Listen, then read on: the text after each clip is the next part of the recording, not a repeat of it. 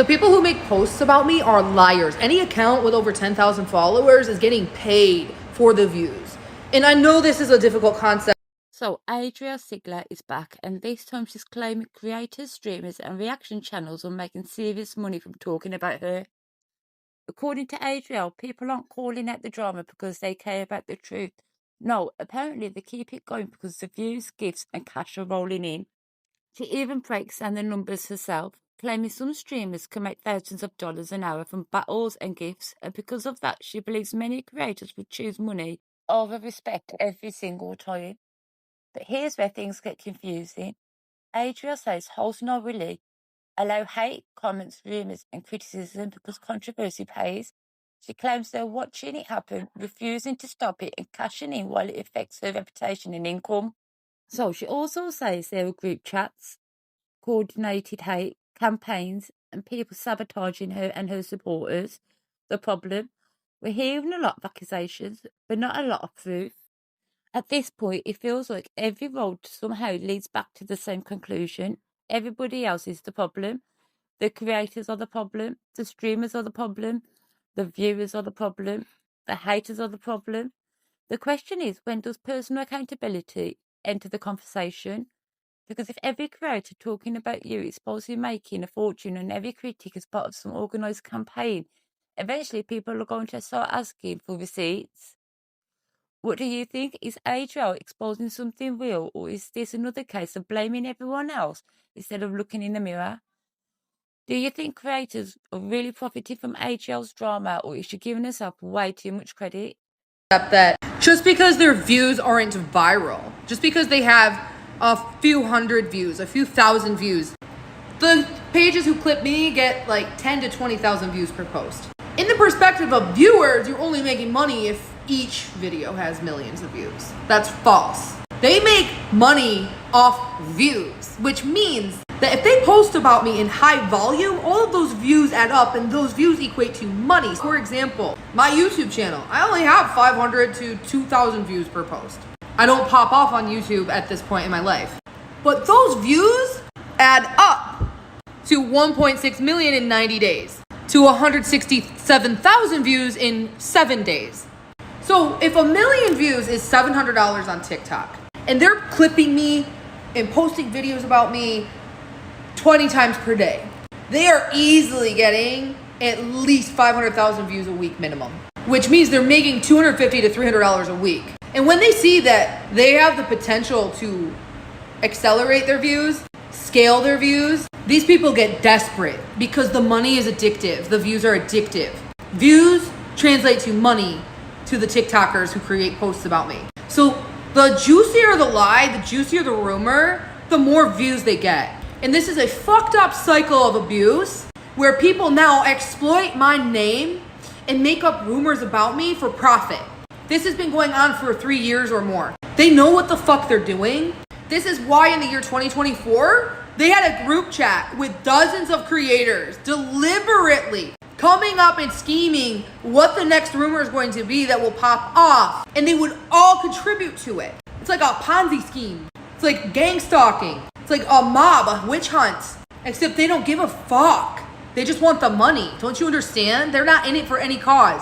They don't care about the rumors they create. They don't care about finding a solution, which is why there's never a solution and they keep leading you on. The viewers keep coming back. They're using my name. They're creating rumors to retain an audience so that the viewers return in tenfold. The sooner you wake up to these people for the liars they are, the sooner it stops.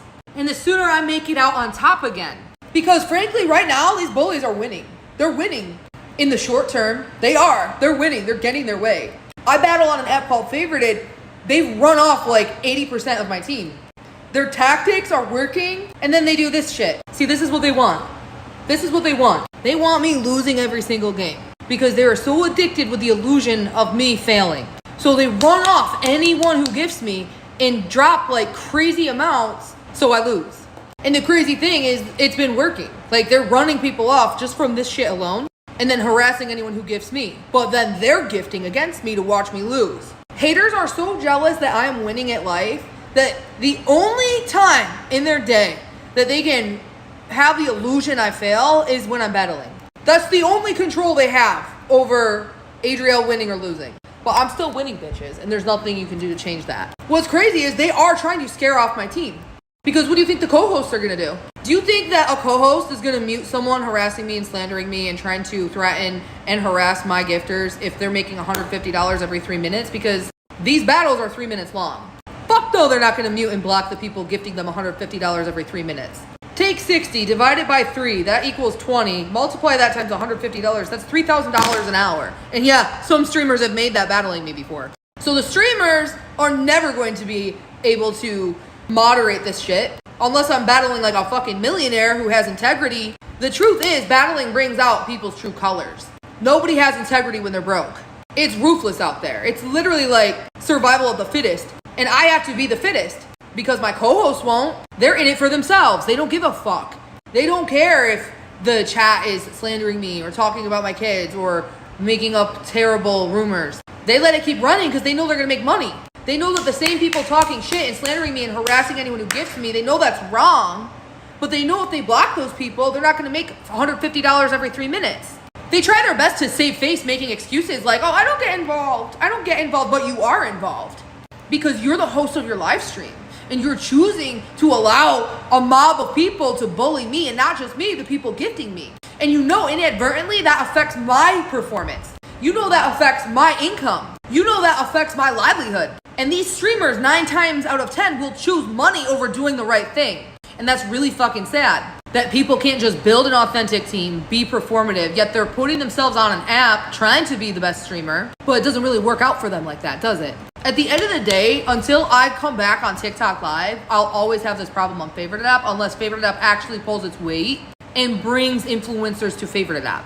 And the only way Favorite App is going to get influencers on their platform, streamers, top streamers to their platform, is to pay them, have monetization programs. But this whole thing is rooted in greed.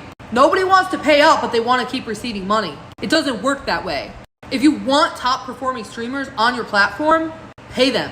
Or establish achievements like Kick, Twitch, YouTube, achievements like TikTok, so that people can scale their audience and monetize.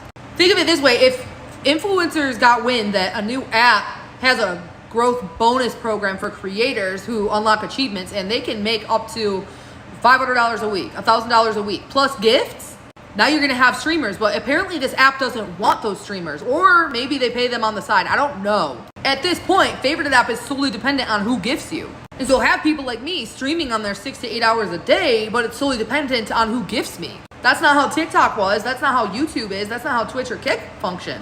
That's straight up taking advantage of streamers. And influencers and streamers who know that they bring clout aren't gonna do that work for free. I did that work for free because I thought TikTok was getting banned. But I promise you, if I found a live streaming app that was going to monetize their creators who unlock achievements in addition to receiving gifts, I would choose that app over Favorite in a heartbeat. The problem is there's no battling apps that do that except for TikTok. And then the other live streaming apps is solely dependent on just solo streaming. There's no co-host option like there is on TikTok, on YouTube. There's a go live together feature, but you can't battle. And you can't click on my co-host. What's in it for them? They're not getting new followers.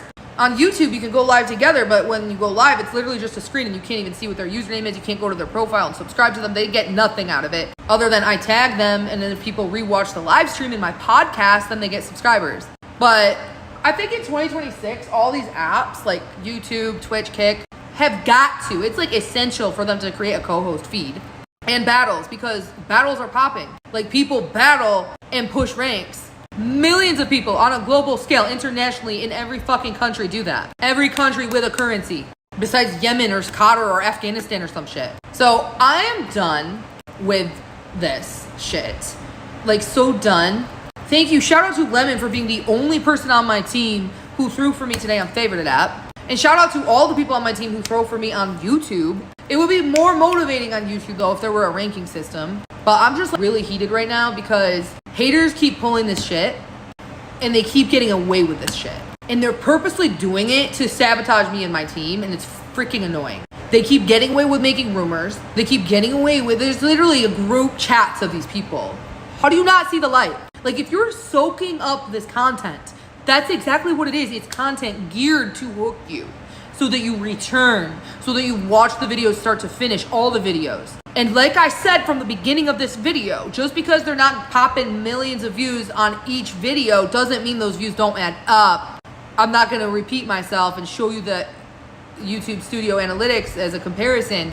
They are playing their viewers like a fucking fiddle, and it's working for now, but it will not work forever, because eventually the truth comes to light and people will wake the fuck up and say, wait a second, I thought you said Adrielle went to jail in November and had court in November.